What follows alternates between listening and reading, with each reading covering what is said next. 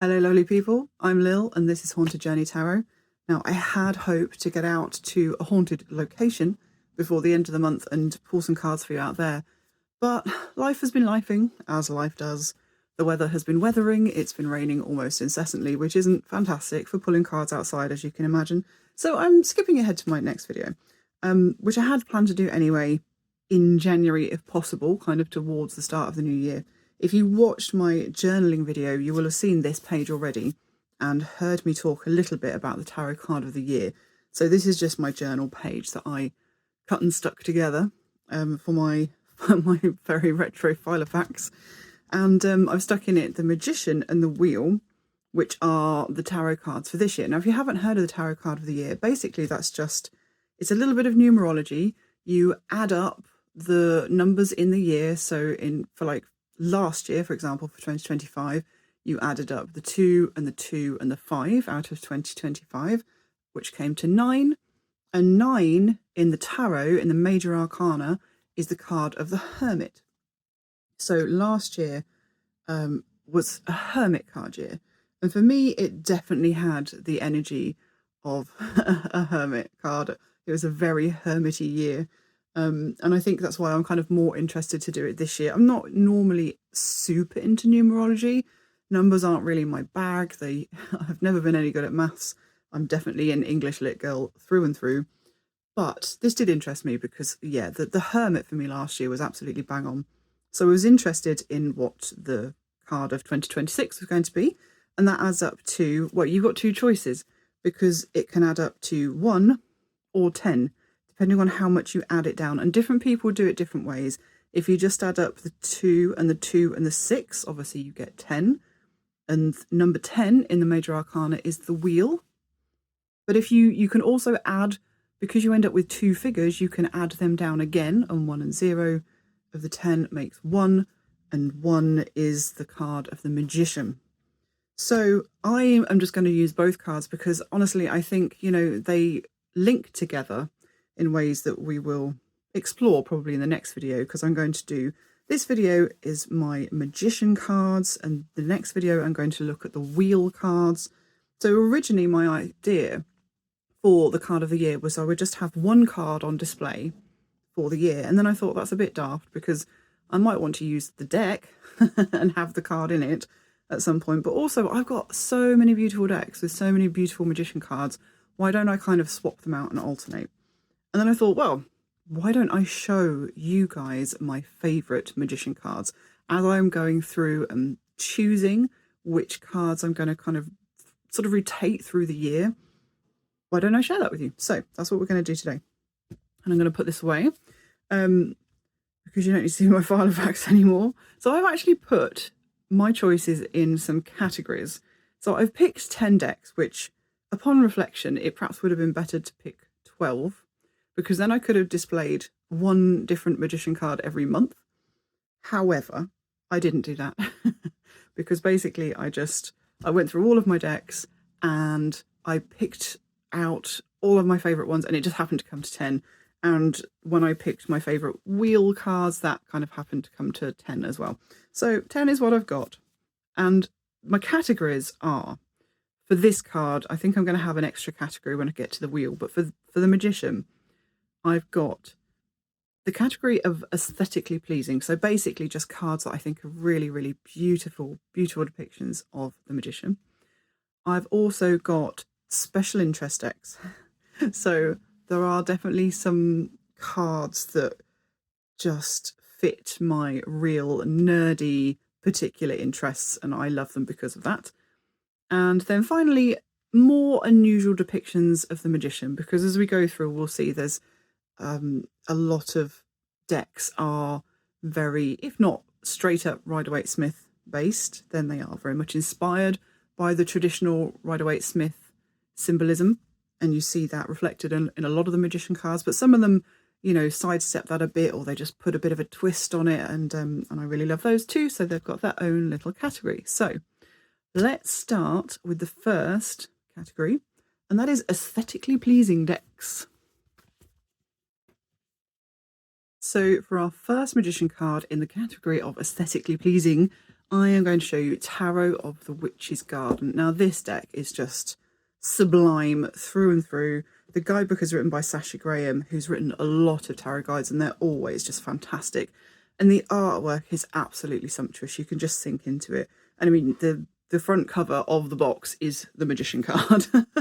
So it's you're getting to see, and the guidebook as well has not only fantastic write-ups, but it's a Llewellyn box set. So you've got these huge, gorgeous, full colour pictures with the write-up. And you get a little verse as well. In this deck, for every, I think is it every card or is it just every major arcana? Let me just check. No, it's every card. You get it for the minor arcana as well. You get these little verses, which is kind of cool. So for the Magician, we've got as above, so below, elementals infuse summer's glow. Stir the air, the spell remains, witchcraft pulses through your veins. Isn't that amazing? So this is very much a classic RWS depiction of the Magician, except we have a female magician, which I appreciate because I am a girl. So I do love to see a female magician. We've got the table with all the tools on it, depicting, you know, you have all the tools you need to create, to manifest what you want. And we've got also in this depiction a little familiar in the background. We've got the cat there. That's fantastic. I love that. I love these lilies in the foreground. We've also got a little fox and I just spotted actually. I don't think I even saw that before. Down here we've got a little salamander. Let me hold this up for you to see. Just under the table there, the little salamander. That's so cute. And we've got all the symbols carved into the table. So very much a traditional RWS depiction. But apart from just, I love the style of this artwork, the other thing I love about this card particularly is the wildness that's going on behind the Magician. We've got quite an untamed nature vibe going on in this card. You know, the Magician here, she is channeling the energies, she's bringing things into existence, she's creating, she's got the tools she needs, she's got her familiar at her side, she is set up, she's good to go. And she's doing it just in this untamed wilderness. We've got these beautiful roses just clambering over everything in the background, spilling over in their abundance and their wildness, and the shaft of sunlight just illuminating her, this figure in the centre. And I just adore that kind of wilderness going on in the background there. I think it's magnificent. So let's moving on to the next one. Pop that away. And the next is kind of very much still on a theme.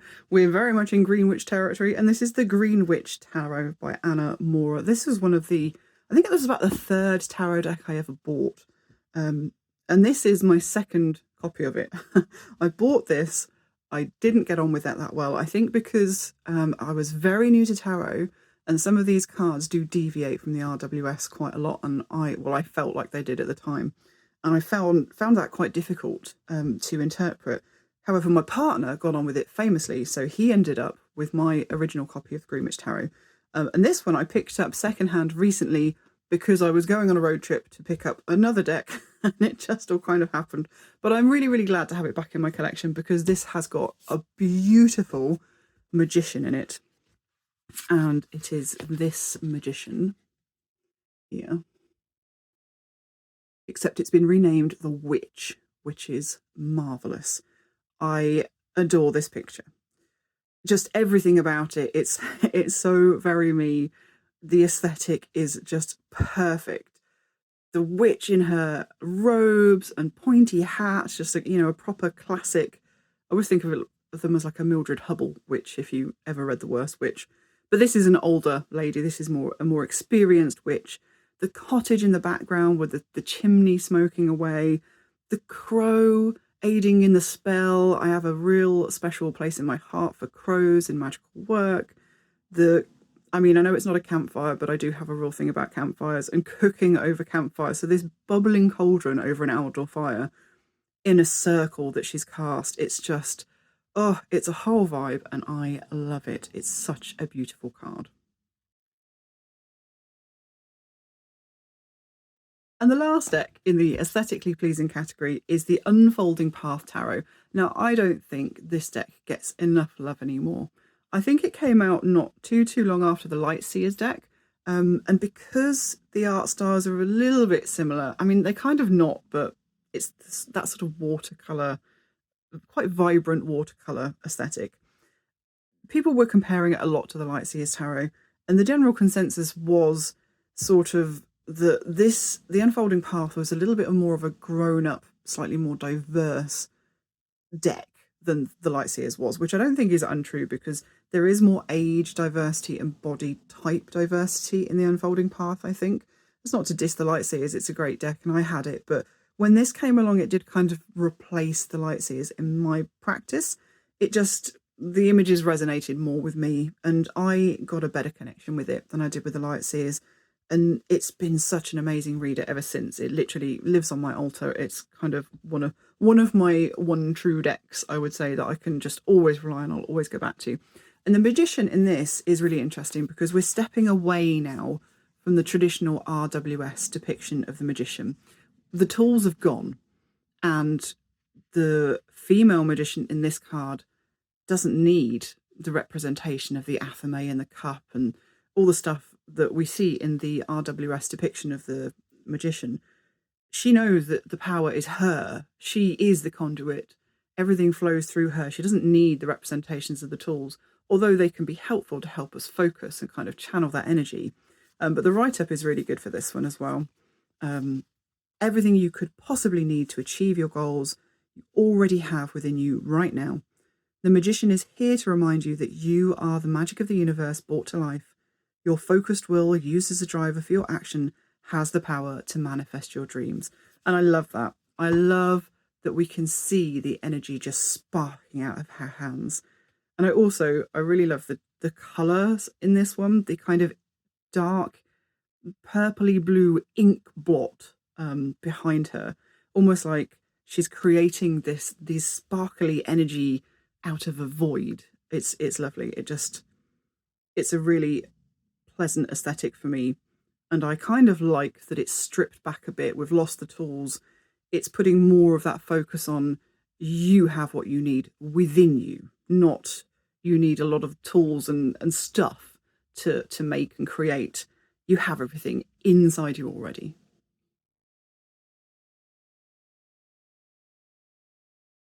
So moving on now to the special interest category, because I have a lot of nerdy special interests, and some of these cards just depict them so wonderfully, I couldn't not give them a mention as the reason for why I'm choosing these decks.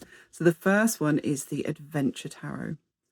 And again, I don't think this gets enough attention. It's a fantastic deck.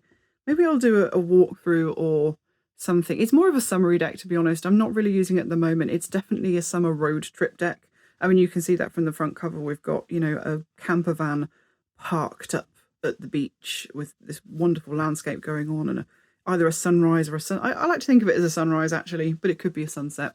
But yeah, it's very obviously a road trip deck, and that's how I use it. It's very much my summer deck. But the Magician in here, I love this because, again, going along with the theme from the Unfolding Path Tarot, we've got this kind of stripped back. We don't have all the symbols of the traditional RWS. In a way, we have this kind of idea of the magic being in your hands more, because we've got these two hands depicted. But we have got the tools, so it's not as stripped back as the Unfolding Path Tarot. But the tools are literally a stick, a mug. I'm not sure. We've got a pentacle going on there, but I'm not quite sure what it's meant to. Maybe like a gem from the earth. And a Swiss Army knife. And for anybody who knows me will know immediately why I love this card so much, because I am the original, I was going to say Girl Scout. We didn't have Girl Scouts when I was growing up. I was in the Brownies, which was kind of as close as you could get at the time. But if the girls could have joined the Scouts back in the 80s, I absolutely would have done. I'm the person who always has a Swiss Army knife on them, who always has, plasters and a first aid kit and a spare emergency poncho and a survival kit. And I still, I've been like that since I was a child. It used to be a running joke with my family. I am still like that now. I never grew out of it at all. And so this is so perfect for me, this idea of, all these kind of survival tools and equipment being the things you need, because they are literally what I carry around in my handbag. So I appreciate this card. So moving on to a different special interest now, and that is history. I am the biggest history nerd ever. So you can understand why the Druidcraft Tarot was a no-brainer for me. And in fact, this was, I think, only my second tarot deck that I ever got. My first was a really terrible quality RWS clone. You could barely even see what was going on in the pictures. This was really my first proper deck, and no wonder I was drawn to this with all the historical depictions that occur in these cards. It's an absolutely gorgeous deck, and particularly the Magician card. So I've only got the, I don't know whether there's a bigger version of this deck, because I've seen other people mention bits from the write-ups that must come from a bigger book. And I would like to get that bigger book sometime if I can, because the write-ups are quite small in these. But this is the Magician card, and I don't think it states specifically that it's at Stonehenge, certainly not in this little book, but it's obviously Stonehenge. We've got the Trilithon in the background there. The shaman or spiritual wise man, whatever you want to call him, is in a very classical RWS pose with one arm pointing to the sky, one arm pointing to the earth. We've got the tools on this kind of altar stone here. And really, this is just joyful for me because of the context. You know, I love all history, but particularly prehistory and particularly stone circles. I love all stone circles. But obviously Stonehenge does have something a little bit special about it. It is magnificent. I have been there. It was many years ago, so I'd like to go there again. And if I do, I will obviously take this deck with me and charge it up with some amazing Stonehenge energy. So yes, this obviously had to be my pick. And in fact, if you noticed in my Filofax, this was the original card of the year that I was going to have sort of on display on my altar as the card of 2026, the Magician card of the year. I was going to display this all year. And I only later thought, well, I might actually want to use this deck some point during the year, so maybe mix it up a bit. But yes, this is the card that I was first, it was my gut reaction when I thought, okay, 2026, Year of the Magician, this is the card. And you can probably understand why. So, staying on the topic of special interest history, I have to mention the Wildwood Tarot, of course. I love the Druidcraft and its prehistory depictions, but the Wildwood Tarot is even more ancient and a little bit feral, and it's just got a very special place in my heart. I do some shamanic work. I do go into journey space, and before I owned this deck, some of the places and the images that I saw in Journey Space, they are depicted in these cards.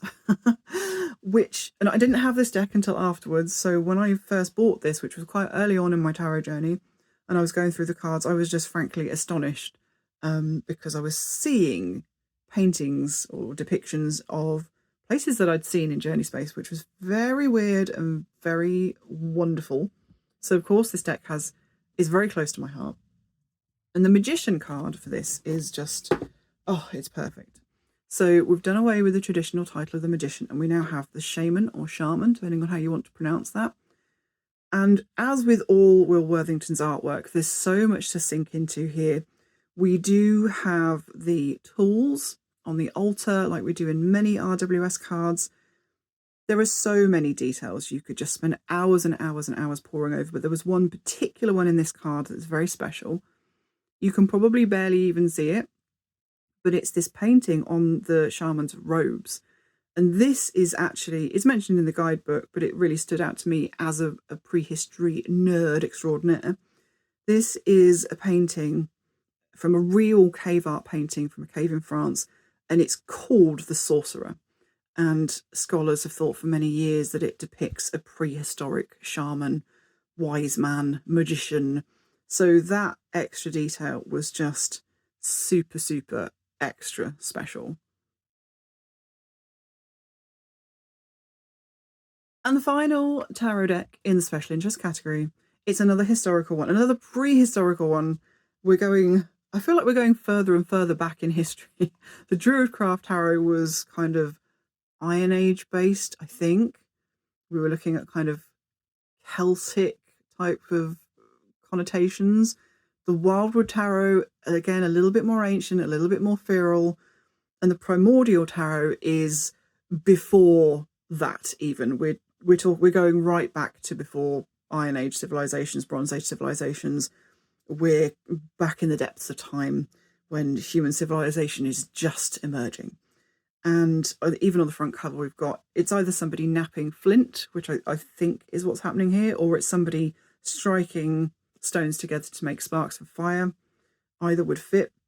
I only learned of this deck's existence in the last few weeks, and I just had to have it for my prehistory special interest collection. And the Magician card is wonderful. I haven't really had time to work with this deck yet, or even look through the guidebook particularly. But we have such an earthy depiction going on here. We've got this kind of, it's a little bit abstract. I'm not sure abstract's the right word, but it's a little bit, got that kind of abstract vibe to this deck.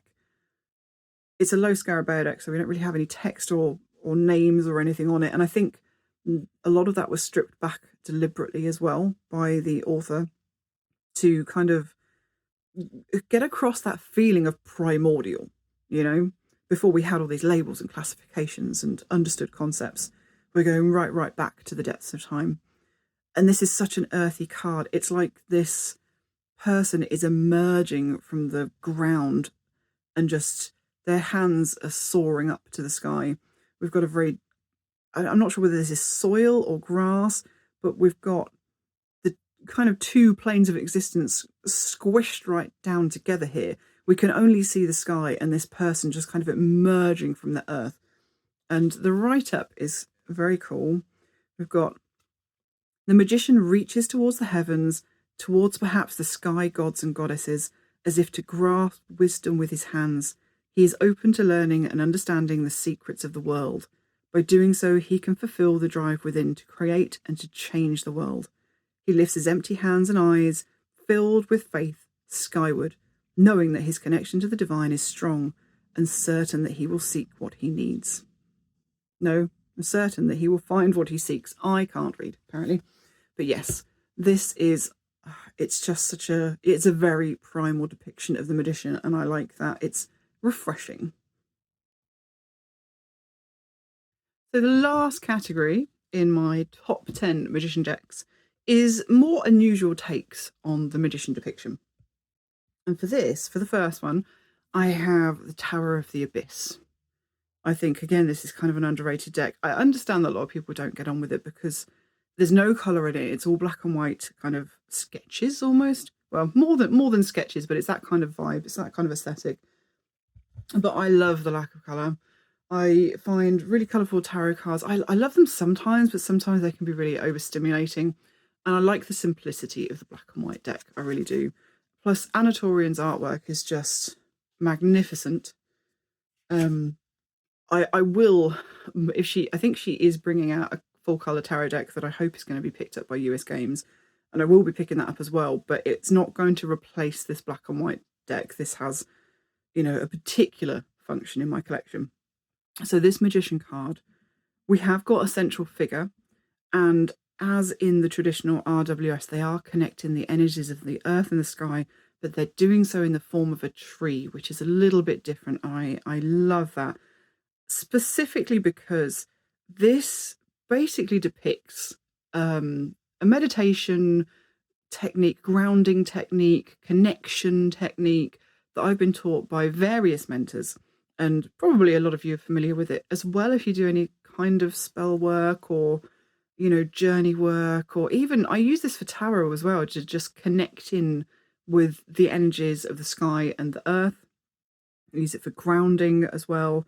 So the technique is basically that you envisage roots extending from your body down into the earth as if you were a tree with roots. That is one way of kind of grounding your energy. But you can also use it to connect to above and below by envisaging sort of branches extending from the top of your body, from your head up into the sky and drawing the energy down. And the way I was taught was to do both, sort of connect below, connect above, draw energy up and draw energy down, and then the energy would meet in the middle and kind of swirl around. And that's literally what's happening here. So when I first saw this card, I was just blown away. I was like, this is literally how I connect in with the energies of the sky and the earth. And if I'm doing any kind of work, and even often if I'm just doing like a bigger tarot draw, perhaps, I use this technique to connect in with, you know, the universe, whatever energies you connect into. So to see it in a card was just so exciting, and I love this depiction. So it's a bit of a different one. Well, it should be, as it's a more unusual tarot depictions. But this isn't a deck I see people show very often. I think I've seen a grand total of 3 videos depicting this deck, and to be honest, only one of them actually kind of knew what it was about and had a clue what was going on. This is the Grunge Tarot. Again, I don't think it gets the credit it deserves, but it's very, very niche. This could have easily gone into the special interest category as well. I am a child of the grunge era. I was a teenager in the mid-90s when the grunge music explosion happened. I was there for it. It never left me because it made such a big impact. It really impacted the way I sing as a singer and write songs. It had a big influence on my musical writing style and just learning to write songs because I was a musician for many years. I was in a band for many years. So this, when I discovered only last year that this deck existed, I cannot tell you how excited I was. And honestly, I haven't really worked with it as much as I want to yet, because it's such a big thing for me that I want to give it its due attention. It's not one of these decks I just kind of dove straight into and started using. It requires, you know, it's going to be part of a process for me. But, you know, I have familiarized myself with the cards very well. And it's got a wonderful magician. It's got a wonderful magician card in it. And it's not one that you will see anywhere else. It is Kurt Cobain. So we have quite a traditional RWS depiction of the magician, but it is Kurt Cobain. And this deck has a soundtrack. It's got a track listing, essentially. All of the cards, or is it just all of the major? I think it's all of the majors and all of the court cards have a song associated with them, a grunge song, obviously. So this one is Nirvana's Come As You Are. That's the song associated with the magician. And the write-up is wonderful. Card 1 is the beginning, the mind making a decision which stands out in the crowd. This card asks you, as in the Nirvana song, to come as you are. The magician invites you to think outside the box, to not be bound by social norms, to be a friend to your dreams and an enemy to your conformity, looking you straight in the eye and dragging you into his game. You have nothing to lose by beginning, he continues, but you can lose the opportunity to believe in yourself. I can't think of a more perfect write-up for the magician than that, for me personally.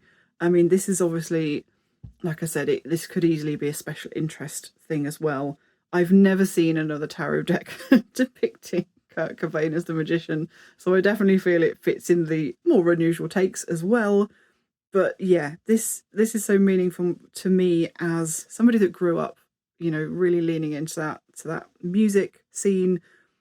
Even the colours in this, well, the whole deck and in this card, they're very, if you were there for MTV, it will be ringing some bells. You'll be feeling the nostalgia. And in this card, Kurt Cobain is a street magician. And that's what the rest of the card goes into. But I think it really brings across that magician energy in just a very fresh and different way. And the last deck of this category, and indeed of this video, is the Mindscapes Tarot, a deck I picked up last year, and I'm absolutely in love with it. I love this style of artwork, this medium that John Rice uses in his artwork, pastel, I'm not quite sure how to say it. I grew up using it, but it was back in the days before the internet, and I didn't really hear anybody say it out loud, so I just kind of made it up. But yes, this style is just gorgeous. I want to live in these landscapes, not just use it as a tarot deck. And the magician particularly holds a special place for me because in this card, it's a landscapes deck. They're all landscapes. And in this deck, it is a cave, like a cavern, an underwater, well, I say underwater cavern. No, it's a cavern with water in it, like a sea cave. And we do have the tools in here. My only gripe with this deck is that when you read the write-ups, it mentions all these little details in the cards, and sometimes they can be quite difficult to see. And I don't know whether that is the way they've been printed. Maybe the colours weren't as vibrant as in the original. I'm not sure. Maybe it's just because they're scaled down, because I think the original drawings were bigger. Like, you can see some tools going on here in the foreground, but without reading the guidebook, I don't think I would have picked up on all of them. They are there. But for me, the reason this magician card is so special is because it reminds me of an actual real life cave I went to as a child. So when I was a kid, we visited Tintagel.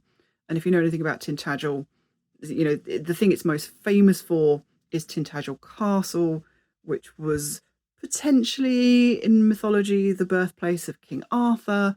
So there's, even back then in the 80s, they really leaned into that King Arthur connection.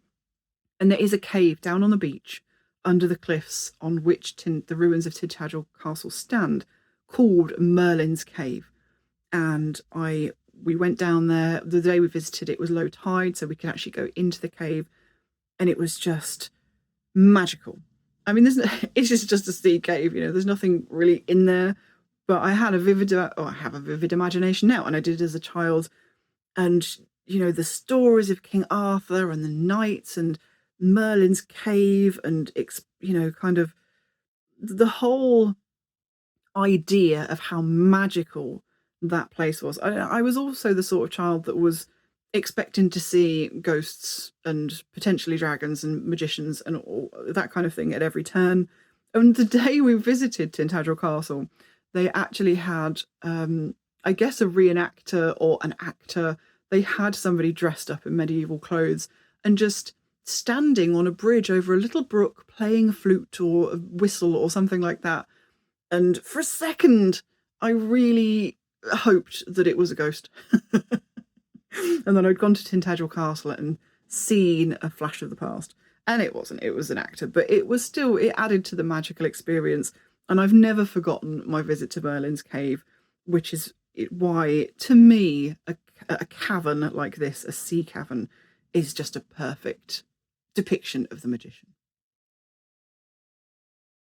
And that is it from me for today. I do hope you enjoyed this little walk through my top 10 magician cards ready for the Year of the Magician 2026. And I hope you join me in the next one when I go through my top 10 wheel cards. Bye for now.